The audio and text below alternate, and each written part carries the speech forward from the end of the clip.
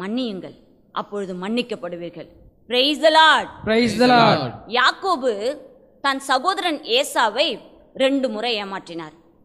ஏசாவோ கடுஞ்சினமுற்று யாக்கோபை கொலை செய்ய முடிவெடுத்தார். ஆகவே யாக்கோபு தன் மாமன் வீட்டுக்கு அனுப்பி வைக்கப்பட்டார்.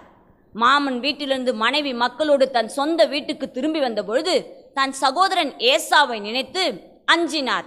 ஏசாவோ நடந்த எல்லாவற்றையும் மறந்துவிட்டு ஓடி சென்று தன் தம்பியை அணைத்து முத்தமிட்டார். அப்பொழுது யாக்கோபு, உம்மை காண்பது கடவுளை காண்பது போல் இருக்கின்றது என்றார். ஆம் பிரியமானவர்களே, உங்கள் எதிரிகள் வெட்கப்பட்டு போகும்படியாக அவர்களை மன்னியுங்கள், அவர்களுக்காக ஜெபியுங்கள், அவர்களுக்கு உதவி செய்யுங்கள், உங்களிடம் இருப்பதை அவர்களோடு பகிர்ந்து கொள்ளுங்கள்.